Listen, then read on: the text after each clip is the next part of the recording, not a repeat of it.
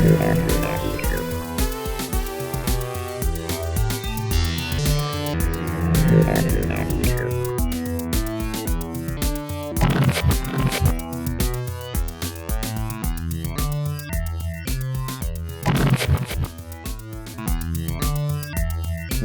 back to the Grindhouse Podcast. Today's film is The Fly. Welcome to the very first video episode of the Grindhouse Podcast. I am your host, Cheese Film, and joined with me today is my friend and co-host, Mr. Hecubus. Hello.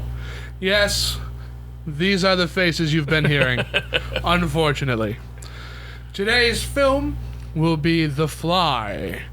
When was The Fly released, Hecubus? 1986. The 1986 Fly. The 1986 David Fly. Cronenberg's The Fly. Yeah, it might be one of his best movies, too. It is one of my favorite movies from Mr. David Cronenberg.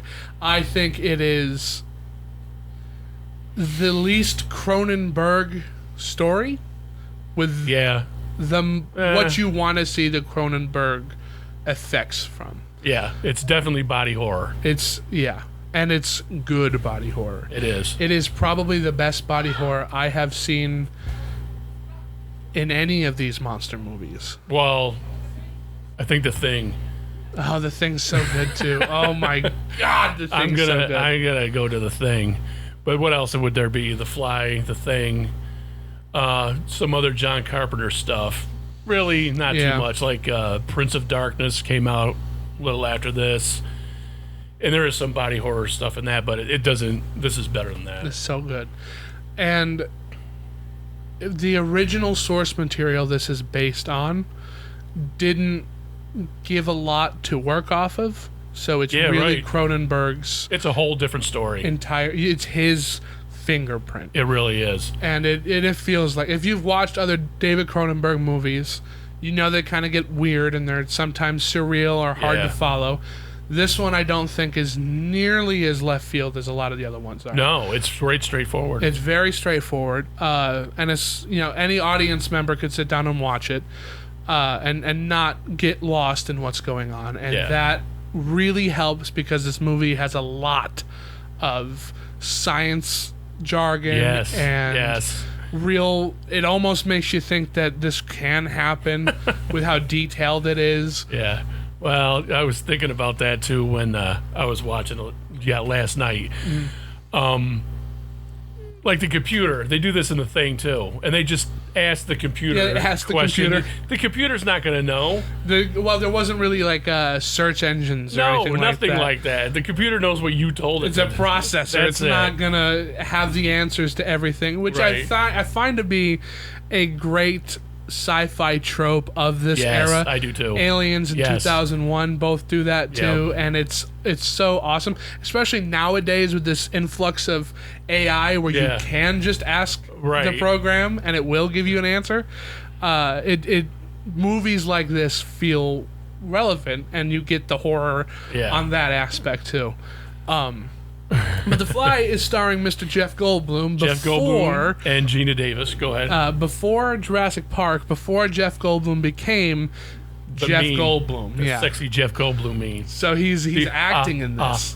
Sexy Jeff Goldblum. The sexy Jeff Goldblum. So he's actually getting to act in this movie, and he's doing a fantastic job. Yeah, he's a great actor. And you forget, after he does the Ian Malcolm stuff in Jurassic Park, he sticks with that character like Johnny Depp does with Pirates. Like, that's just who they are now. So when you go back and you watch an older Jeff Goldblum movie where he's actually giving a very good performance, you appreciate it more. You're like, oh my God, you really were a good actor. Yeah. And I mean, you still are. I still love him. He's a good actor. And I wasn't really, when I was watching, I didn't get any kind of Ian Malcolm-ness. Not at all. I didn't even think of anything about any of his other stuff. No. It was just, that movie. And he does such a good job. And he pulls off, it's probably part of his look, too, because he's tall and kind of really odd looking and, not classically good looking, I should say.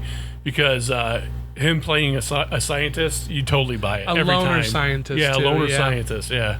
And Gina Davis is his co-star, who I believe Beetlejuice was after this. Yeah, I think so. Beetlejuice was I'm almost pretty sure 90s. it was like 89. Yeah, because it was after Batman. Beetlejuice? Right? Wasn't it? No. Batman came out in 89. Yeah. Well, yeah, no, it was before Batman because everybody didn't want Michael Keaton to be Batman because he was just in Beetlejuice. Right. So this is it's way right early in between. Yeah. Batman and or Beetlejuice is right in between these two movies. And she does a great job too. Oh my God, yeah. Oh my God, I think I like her in this more than I liked her in anything else. I think she's a spot on leading lady. She is excellent in this too. Yeah, and she's a reporter in this, or a journalist, and you really get that too. She's very Lois Laney. Mm-hmm. And she's not. It's not that she's not afraid of what happens. Right. But she's not a scream queen. She's At all. not running away from the monster. She's not screaming at what he's become. Because she cared about him. Yeah. That's the thing about this Fly movie. You also care about the characters. So when he starts transforming and stuff, and she starts losing it because now he's not the same person anymore, right. you really go with that. And it's the gore in it is necessary, but the love story and the whole story is if you're not a horror film person, you'll still enjoy this movie because it's a tragedy. Yeah, it because really is. It's a drama movie. It's with the hubris. Yeah, it's a Greek story. It's almost, a Greek tragedy. It's like he was a fly that dreamt he was a man. Yeah, and he woke up. Well, let me tell you something real quick about Gina Davis not being a scream queen, because some of the effects in it skeeved her. Like the part where her ear falls off. Mm-hmm. She's really disgusted by that. And then she hugs him and she's still disgusted. She wasn't acting at that point. So I watched the original Fly, and then I watched this one, just to kind of give me a taste for the evolution of the story.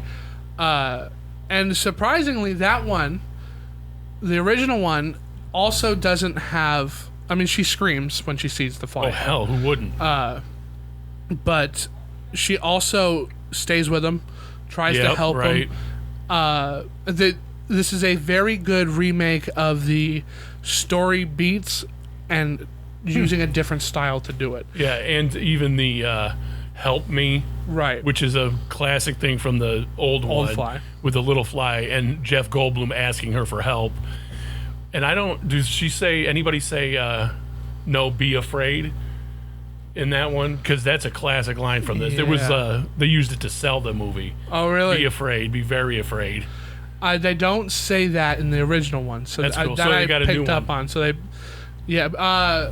this in the original one has Vincent Price in it, and the way they advertise this movie, you hear a lot of like commotion and screaming and monsters and stuff like that, and then he comes out almost like those old Universal monster movies, like Frankenstein, where it's like, the horrors you hear behind me are only, like it gives this whole I just did watch that monologue to this, and it that's how they sell this movie. Of it's gonna be horrifying. What you're gonna see is gonna be spooky, scary, and hard to see. Yeah.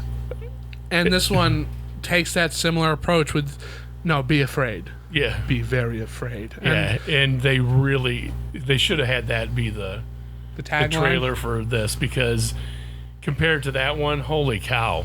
It's a guy with a fly head. Yeah. Which is horrifying, but it's not at the end all his flesh falls off and he's just that thing. Slides off his body. Yeah, it's cool. It's awesome. It's something. And it's done so well. It's so artistically, because when because it won an Academy Award. Yeah, Chris Walas won an Academy Award for makeup for this movie. Mm-hmm. And he earned it. Yeah, he did. 100% earned it. At the very end, I think somebody pulls it off of him too, right? Like they pull part of his face off. His jaw. She takes his jaw off. Yeah, that's what it is. And it's clicking a little bit, and then the rest of it falls off. The mold used for Jeff Goldblum's face to melt like that is so spot on. You almost forget sometimes that it's an effect. Another thing, the gimbal work is so great in it, and I was really paying attention to things because I knew how they do it. When he's walking up on the ceiling and stuff, he does it a couple of times. But there's he's in near his kitchen, and none of the boxes move or flutter or look like nothing falls out of them, obviously. Right. But they did. It's so amazing. I love when they do that. Did they use the rotating room for that? I'm pretty sure it was a rotating room. Yeah. Which is it's an innovative way to shoot something in camera. That needs to be supernatural in ways, because they did that in the Inception famously did that too, the hallway fight scene where it looks like they're floating in water. They're floating on a giant moving gimbal that's moving this whole staged world around them. And movies like this use those techniques into their advantage. It's like magic. It's entirely magic. They encapsulate the reason why practical effects are so good is what you're watching. It's so believable. It is. It's movie magic. It's you think you're watching that. How did Jeff Goldblum get on the ceiling? Right. Because there isn't any shake. There's no camera shakes. There's no. You don't see the stage behind it. There's no set paintings. The lights don't change at all. Nothing. Everything is done at such a T that you don't think you're watching an illusion. Yeah. You're watching it really happen, and it's an illusion, and it's done flawlessly. Absolutely. And that's a testament to him too. Yeah. I'm sure he had to work out that, which is another thing I was purposely noticing, because you just watch the movie, but all that acrobatic stuff, you don't ever see his face. Yeah. He wasn't swinging around like that, but it looks good. I looked that up. The stunt guy who did a lot of the stuff looks almost just like Jeff Goldblum. That's good. That's handy. But yeah, so as the story goes, you have this genius scientist who is kind of what is that word? When reclusive? Reclusive, but he's socially awkward. Yeah, he's a very socially awkward guy who created this teleporter. He just kind of did. You know, well, he says too. He tells people here, make me a laser thing this, and make me a superconductor this, and then he just puts them all together. But putting them all together and knowing how to do it—that's where his genius is. I didn't pick up on it's a government contract or anything like that. I think it's a company. I forgot the name of the company, but and that's what the party at the beginning is, a party of that company, and they're gonna. There's journalists there to basically promote what they're doing, so they're eventually gonna sell it. And he even says, they leave me alone because I don't cost much, and they're going to own it all anyway. That's right. And it's his idea to create these teleporters. That's all they are. Yeah, that's all. Yeah, well, I mean, they're not supposed to be a gene weapon splicer to splice genes, as like how they become in the sequel to this. They're used as a way to make superhuman fly monsters. He's making it. They kind of allude to it at the beginning when they're driving, him and Gina Davis, the very beginning. They're driving to his lab, and he's getting car sick. Yeah. And so you think, that's why he's making teleporters, because he's just sick of being car sick. Yeah. And they mention that too later on. She's like, yeah, you'll never get car sick again. But the telepods look really cool. They're look awesome. Very industrial and just odd. Yeah, almost otherworldly. Almost. Like alien. Like they look kind of like egg sacs. Like they do. They look like eggs.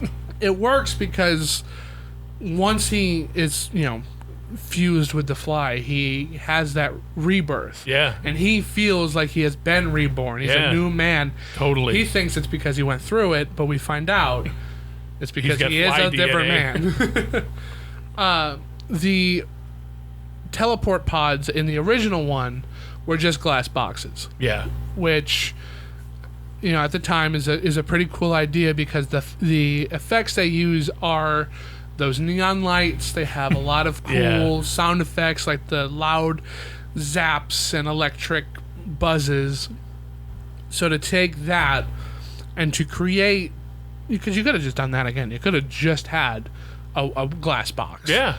But you decided to go the extra step and make it look otherworldly, make it look technological. Yeah. Like it could be in the real world. Like if you stumbled upon Area 51, this would be there. They probably are there. They might be there, yeah. I also like the auto-locking. That's a great thing, too. Yeah, that was pretty cool. And there's a deleted scene. I guess test audiences didn't like it or something. But later in the movie, the baboon, his name was Typhoon, he splices the baboon and a cat together. Ugh. Yeah, and then beats it to death. Oh my God. So they're like, you know what? People don't like this. Cut that out of there. Yeah. So it could be used as a weapon. Another thing about Typhoon real quick, that's the baboon. And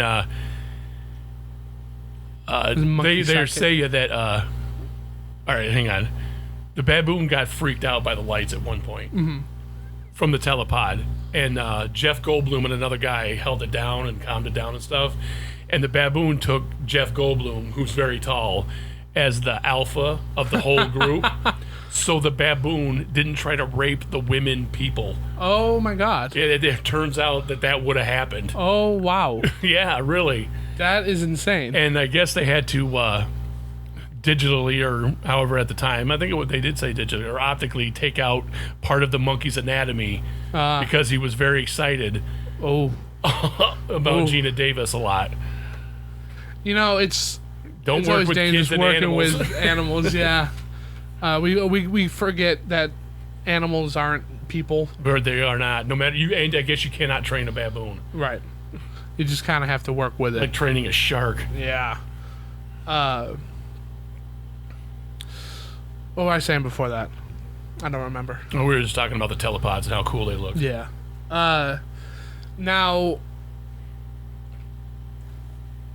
is it his boss? Is there Gina Davis a boss? Yeah, it's her boss, Stathis. Who gets his ankle and hand melted. At the beginning of the movie, the thing is, you need to be afraid of the Fly Man, the Brundle Fly. But at the beginning of the movie, she needs to be afraid of him. Yeah. Because he's her ex-boyfriend, and he breaks into her house and starts taking a shower and is always stalking her and stuff. Yeah, very He's the real monster at the beginning of the movie. And then by the end, he redeems himself by getting his hand and his ankle disintegrated, yeah. And it's cool that you point that out too, because the movie could have very easily been just like he's a monster. He's a mindless monster. He goes on a rampage. He kills a whole bunch of people. But he doesn't do that. He doesn't do that at all. He gets more aggressive, and but he doesn't want to hurt anybody. He wants them to feel the way he feels. Yes. And the people who he does end up fighting as Jeff Goldblum, they kind of instigate with him. Oh yeah, totally. Like it wasn't the bar with the arm wrestling. Yeah, he breaks that guy's arm, which would look really good and gross. Yeah. Ooh. Here's something else they took out. There was a scene or they were going to film it where he eats his foot after he onto it, because that's how they explain it too. He has to vomit this enzyme up, and then he can't digest solid food, so he's got to slurp that slush back up. It is absolutely disgusting. In the original Fly, disgusting. They feed him, and you don't see him eat because he's under this pillowcase, so you hear him sucking on.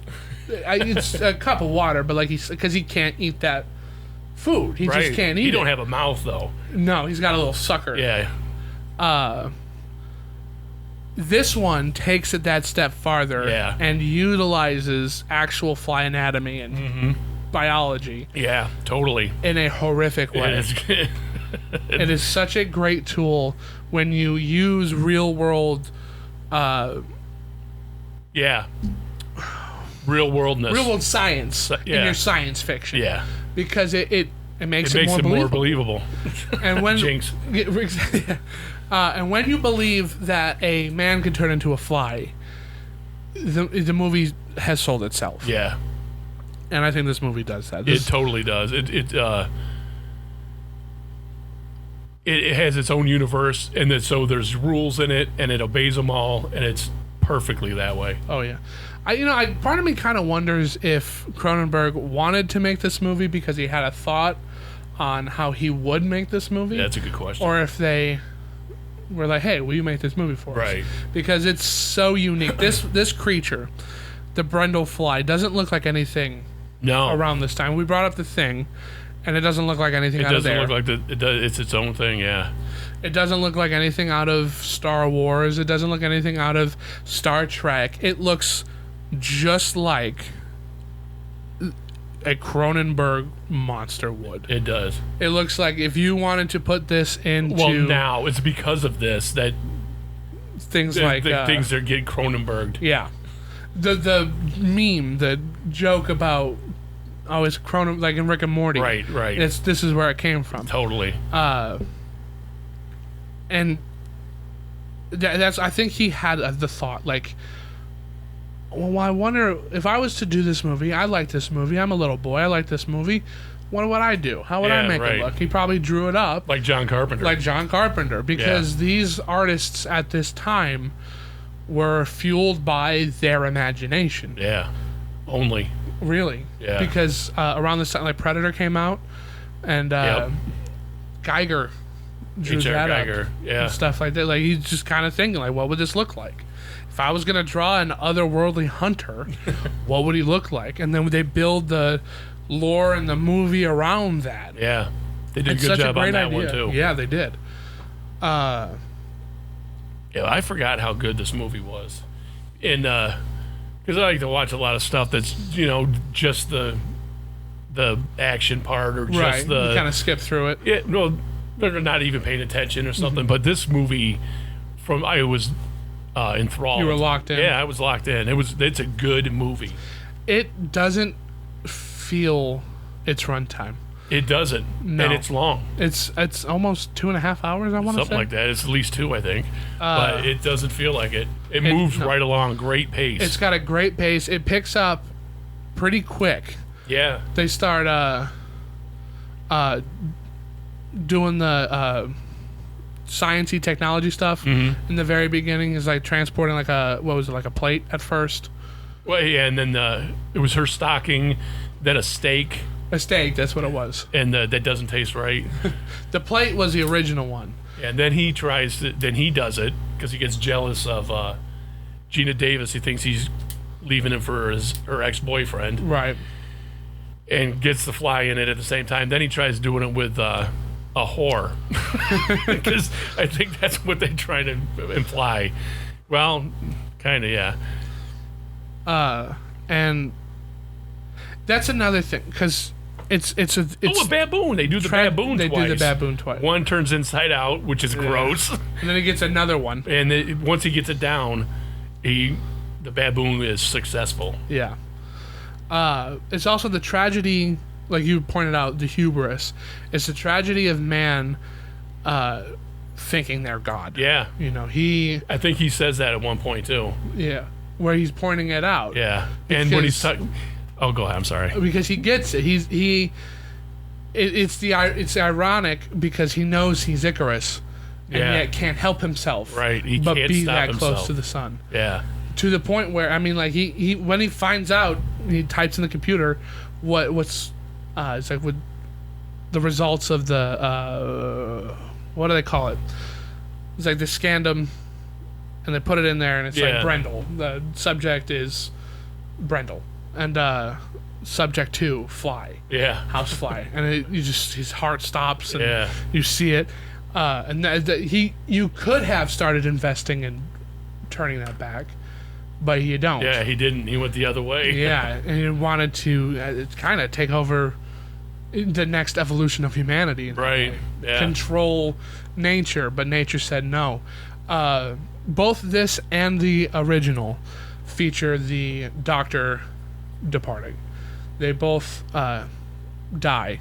Oh yeah. In pretty it's terrible horrific. ways.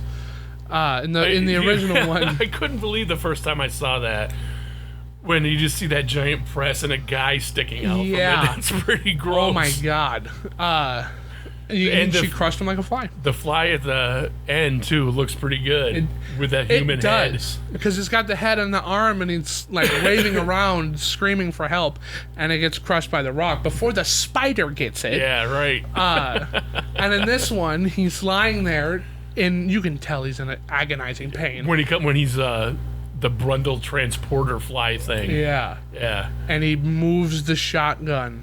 Yeah, to his head. That part's really good. And it's the last bit of humanity in those monster eyes, just looking for mercy. Yeah. And you could see his humanity slipping away throughout the whole thing, but there's 2 points. That one, and one right before that when he tells Gina Davis, you have to leave now or I'm going to hurt you. And he doesn't feel good about that. Oh, it's when she's going to tell him she's pregnant. Yeah. Can you believe that? Oh my god. And her dream, everything. That's terrible. Oh, to talk about something that'll keep you up at night. Yeah, really. And you know what? It's kind of cheesy and silly having it totally be is. a fly larva. Right. But just the thought of, like, again, like you got like the chest burster from Alien, like those grub-looking massive, like that's what it would probably look like, because that's how flies do it. That's how it does it. Yeah. And for some reason, the fly DNA took the dominance. Yeah, of the really, human that's DNA. kind of weird. And that's where it would go. This one also doesn't do a fly human fly or fly human fly thing. It's just one. Oh yeah, right, yeah. Which I kind of like better. Yeah, it is better. Well, especially when it works for the story. Well, I guess he was going to teleport anyway. So yeah, it does. I guess they didn't know enough about DNA in the 50s to think like that. Well, because that'd be my guess. In the 50s, you're stripped down atom by atom, kind of like a TV wave. Right. And then you are redeposited over here and you put back together. So the fly being in there was also stripped, and some of those particles got confused. Right. In this one, you're stripped. Everything is stripped. That's why you go in there without clothes on. Right. And you come back, and when you it's one thing coming back. Two things went in, one thing came back, because you can't separate that. Right. Once it would that all happens. come back in. And in the original Fly's sequel, he turns into a fly, and then they get the fly, put him back in there with him, send him back through, and they separate. Oh, okay. Which I find to be a little bit of a cop-out. Yeah, it's a big because cop-out. it works better when you can't really fix it that easily. Yeah, right.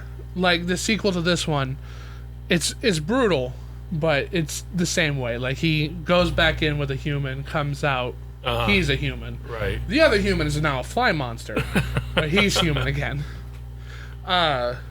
But he deserved that one. Have you seen the sequel to this movie? No, I didn't watch it. Let me tell you, I didn't know a sequel to this movie existed. That's funny. For 27 years. I did not know this movie had a sequel. Yeah, had a sequel. Cronenberg doesn't do it, but they do use sort of his inspirational techniques with the creature. I think they go just a little too far with it. Controversial, because this movie is not well liked. No, because you're comparing it to this movie that is well liked. If you didn't call it The Fly 2, this would be a great monster, creature feature. Oh, no kidding. It's still pretty good. I heard somebody else say it was a good movie, but back in the day too, everybody just wanted to see more of the same thing. Yeah, that's what The Fly 2 should have been. More of the same exact thing, and it's a whole different story. It is. And that's probably why I like it so much. Is that it's not a retread of the first one. It's its own thing, and has a pretty good and epic kill party at the very end of it. Nice. He gets a lot of people. Yeah, right. He does the regurgitation thing on a guy, and he starts ripping his own face off. Oh man, it gets gory. That's awesome. And I watched it this morning. And let me tell you, it's a movie to watch while you're drinking your morning coffee. It's definitely to wake you up.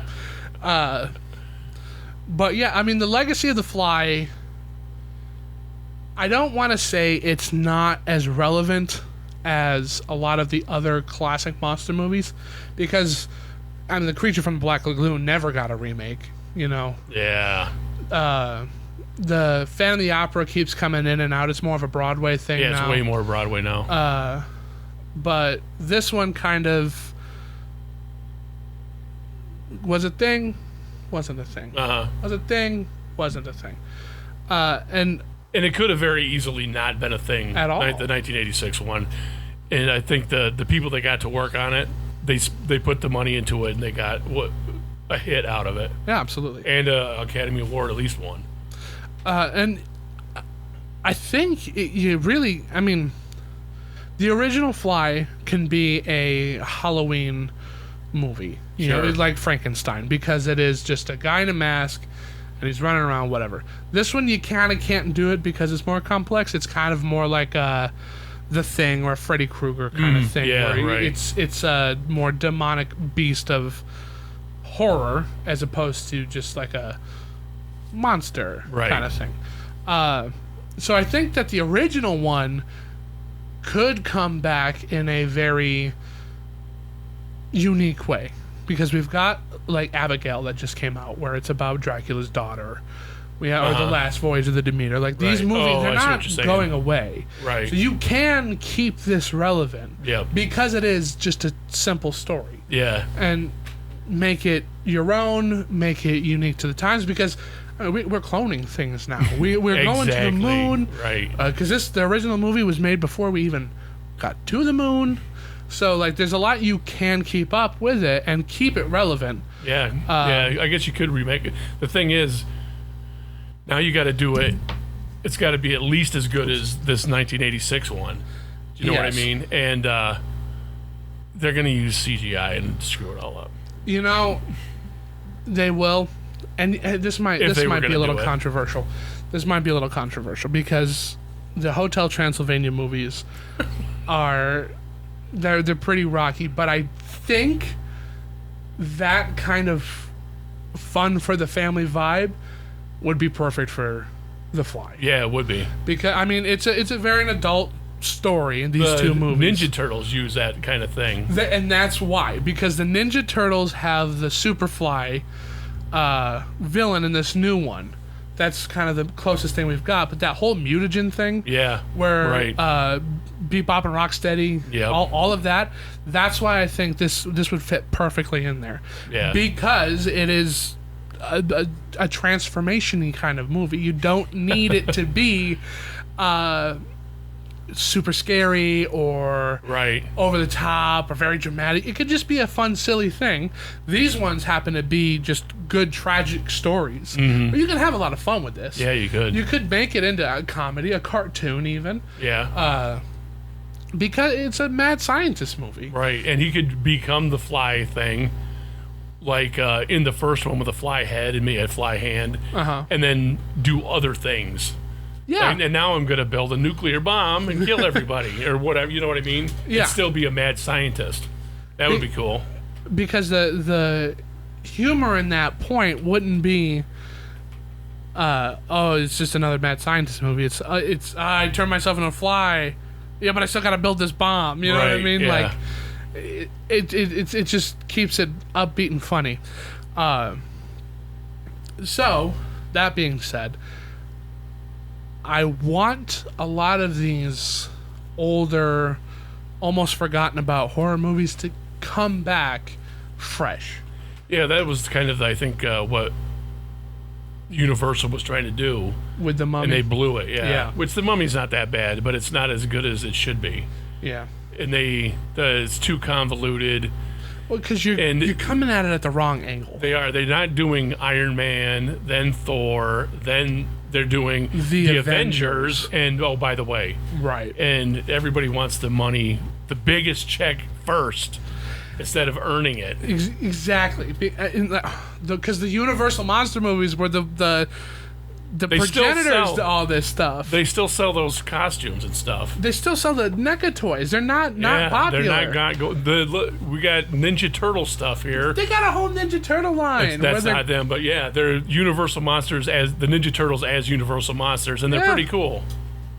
So like, it's not going away. And the Universal monster movies were the first connected universe. Yeah, they did the first crossover. I mean, the Abbott and Costello stuff.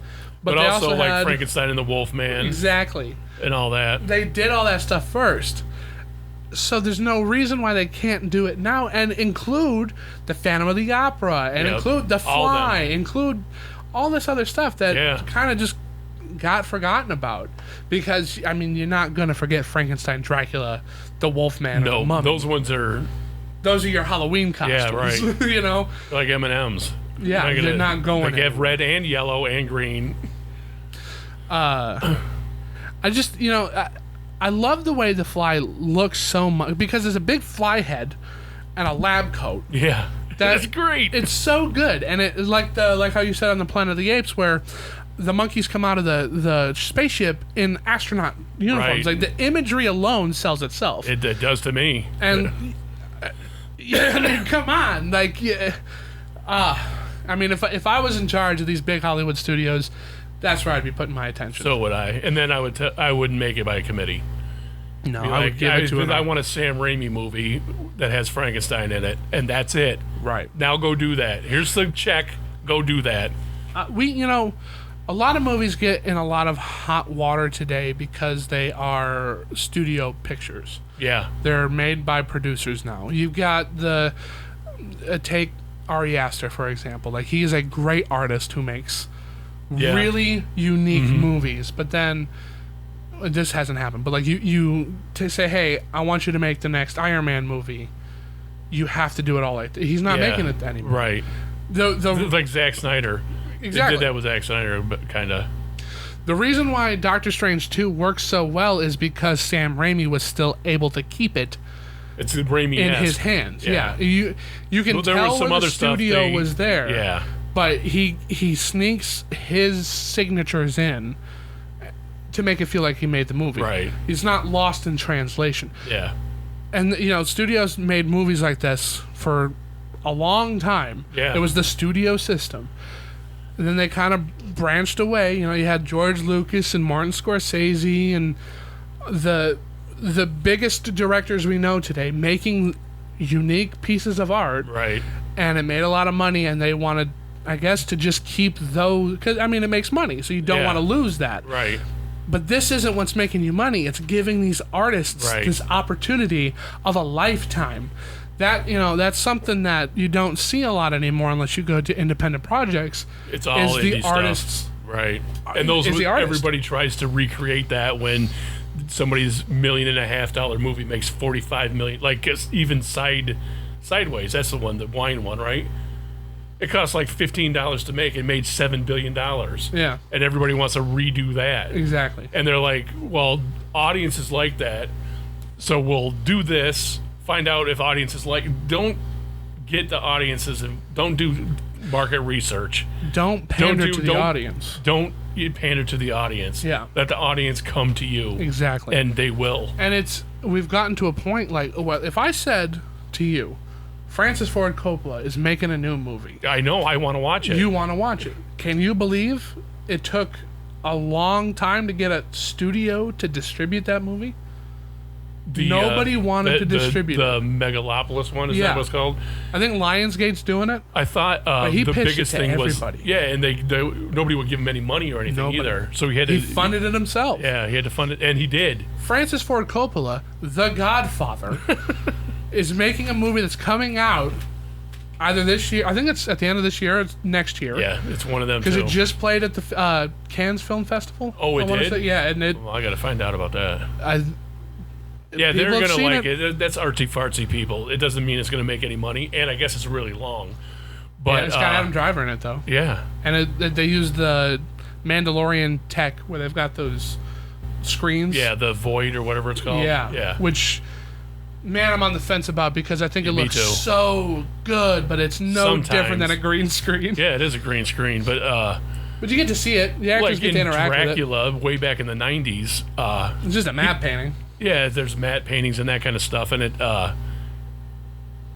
was unreal looking, but it looked really cool. Yeah. So who cares that it couldn't really happen?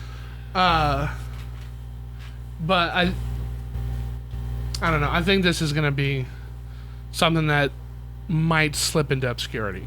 The Fly? Yeah. It could. And I hope it doesn't.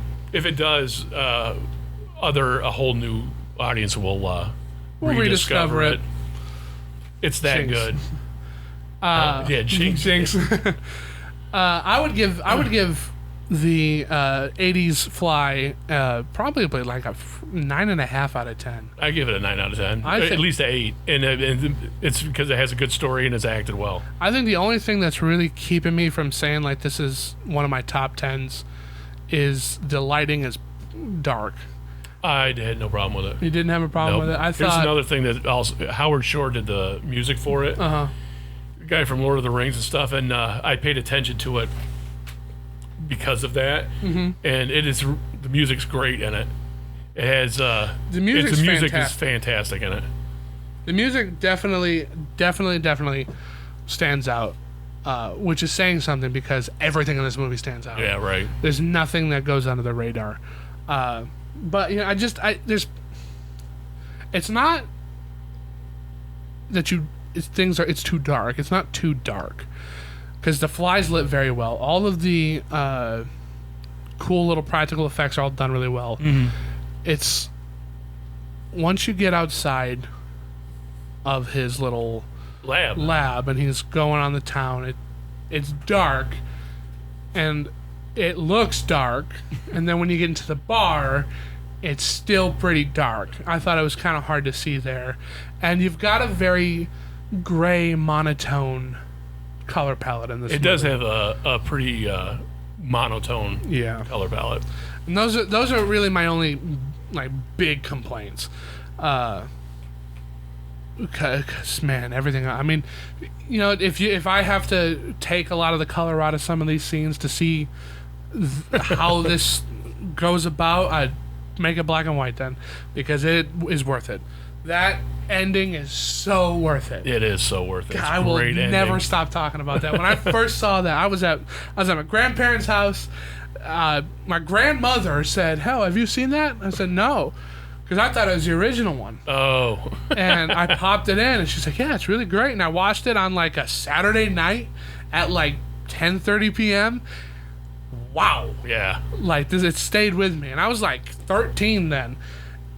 Yeah, it does Such stay a great with you. age to Once watch you see it, you can't unsee it. Yeah. And that's what I think. If people, it could have a little resurgence to be a cult thing. If you just got to watch it once. Yeah.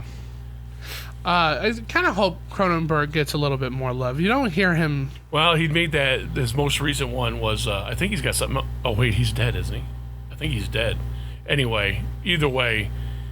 His most recent one was a big kind body horror thing. It's called Crimes of the Future. Oh. And Ed Harris is in it. Oh. And Kristen Stewart. Oh. I don't like her. But like something happens and people don't have feeling anymore. Uh-huh. So kind of an art thing. And Ed Harris is one of these artists. They make organs and put them inside themselves and stuff. And people watch, and it's pretty cringy. And he's got this. It's. Did you ever see Naked Lunch? You know, I have. Did you? I have. Okay.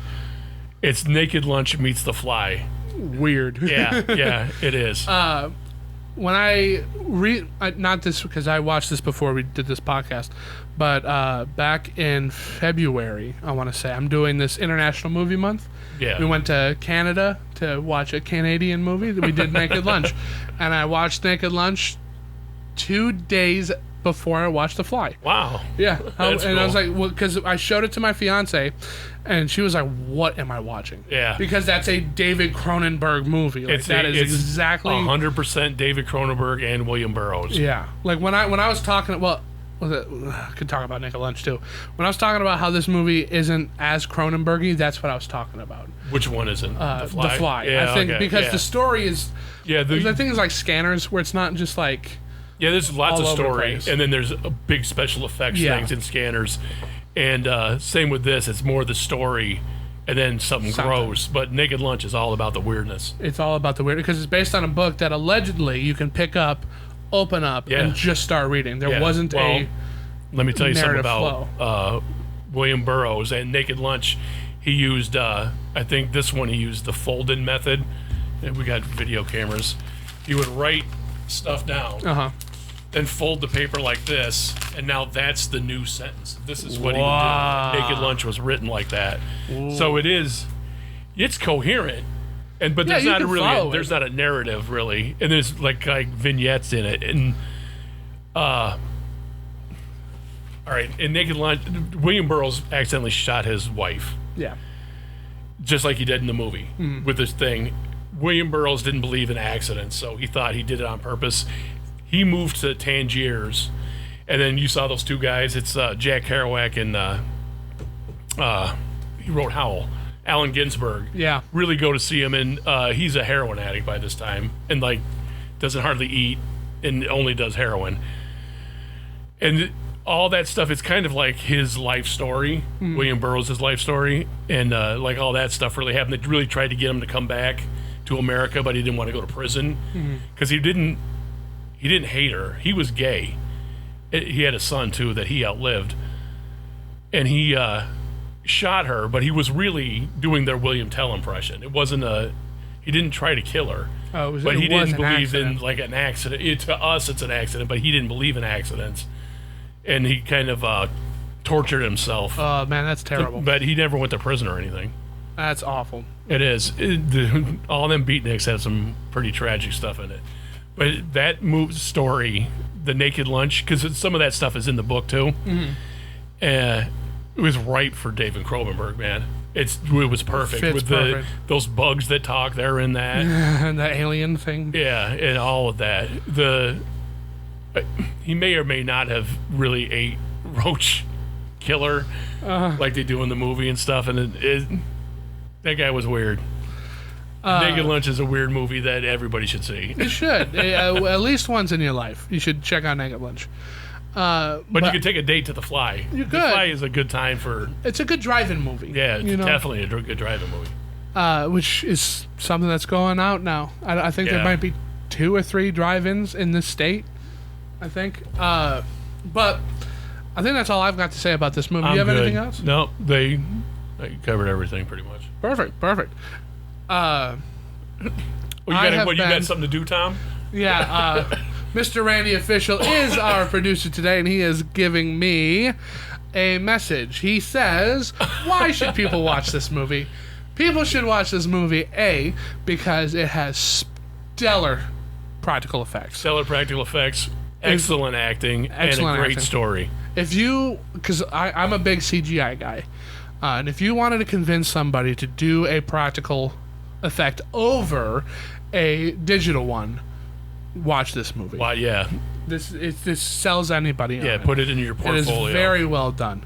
The directing in this movie is also it's superb in a lot of ways. The camera work in this is amazing. Yep. I think the cinematographer on this only ever worked with David Cronenberg. Oh, really? Yeah. You find a good one, Yeah, and you stick with the stuff. You stick with them. And I mean, the editing is great too. It's tight. It doesn't feel like it's 2 hours long. No. It does feel like an hour and a half movie. You just throw it on and you're done with it before you know it. Yeah, you might want to eat before you watch it. Yeah, might. You're not going to want to eat after. Ironically, so I watched The Fly 2 this morning, and halfway through it, I paused to get some breakfast because it was early, and I started watching it right around the time that character starts flying out, and it's kind of gross. And I was like, man, I really picked the wrong time to start eating. But it's a good sci-fi horror movie. You don't see a lot of sci-fi horror movies that are good on both ends of the spectrum. Yep.